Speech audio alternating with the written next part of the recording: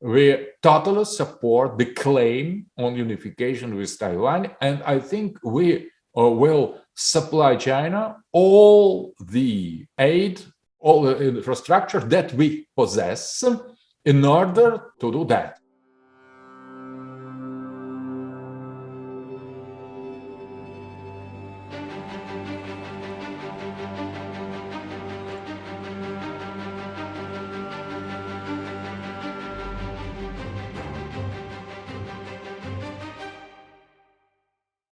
Asian NATO or AUKUS and both is against China. It is already done. It is not about guessing what it can it be made in future. It is already done. So we are dealing with that. That is against China. And I think that now the most important point in dealing with NATO expansion in Europe against Russia and creating of equivalent of NATO in Asia, it is precisely the alliance of Russia and China as a kind of decisive and main element for multipolarity. So I think that Russia, on the strategical level, should give to China total support dealing with Quad and AUKUS. Total. We should, in the Taiwan case, in all other security issues in the Pacific region, be totally, unquestionably, and decisively on the side of China, because we're in the same position. We have the same enemy and we have the same goal, the prosperity of people in a multipolar world and the global peace, multipolar peace, not Pax Americana. We need real, balanced, democratic peace. And for that reason, I think that we should be ready to give to China all support, military, strategically, and weapons support, in nuclear support, in all elements dealing with these threat to China in Pacific. Instead, we appreciate some very, very careful, not open and not too much publicized support of China, delicate support of China in Ukrainian crisis. And Russia has long memory, and we know who is the friend in the critical time and critical moment and who was the fool. So our position of Russia is very clear here. So Taiwan is China, and we recognize the sovereignty of continental China over this island.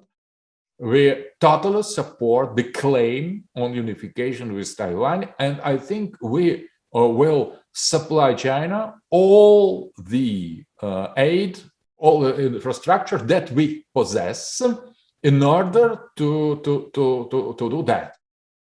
Concerning the issue of Taiwan, as we all know, this one China principle is already there since founding of the People's Republic in 1949.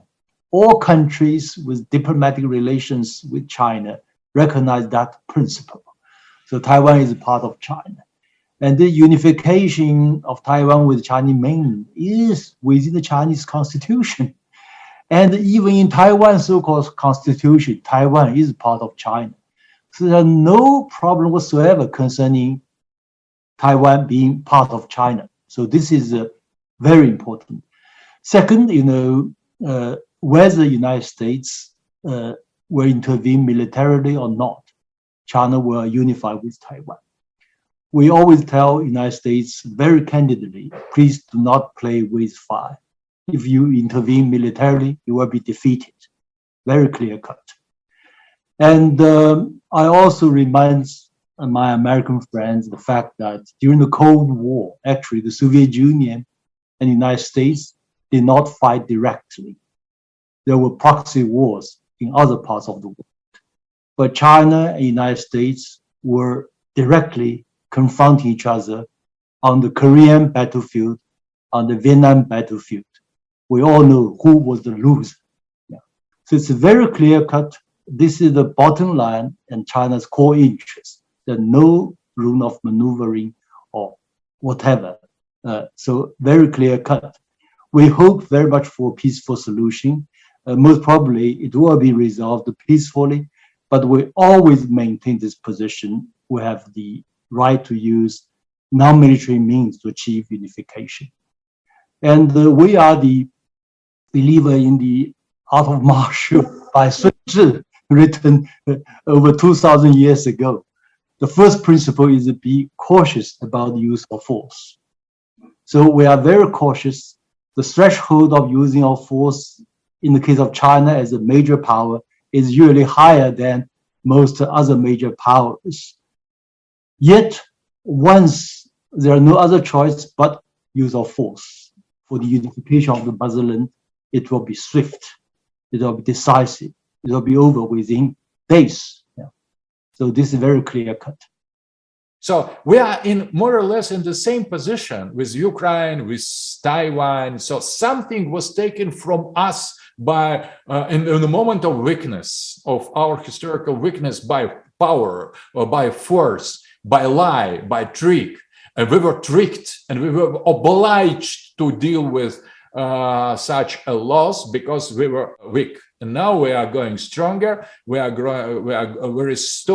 restoring China and Russia. We are restoring our sovereignty and independence, and we reaffirm ourselves. The same, I think, relates to our relations to Islamic world. It is not just limited to China and Russia. We are moving by principles. And I think that participation of Russia in China and Syrian conflict shows how devoted to principles are we. And in Iraq, in the next moment, I think yesterday I have met a very important highest level delegation from Iraq, and they are going to make departure of American troops there, and they are going to begin the restoration of their state, and they have all their hope on Russia in military aspect and on China on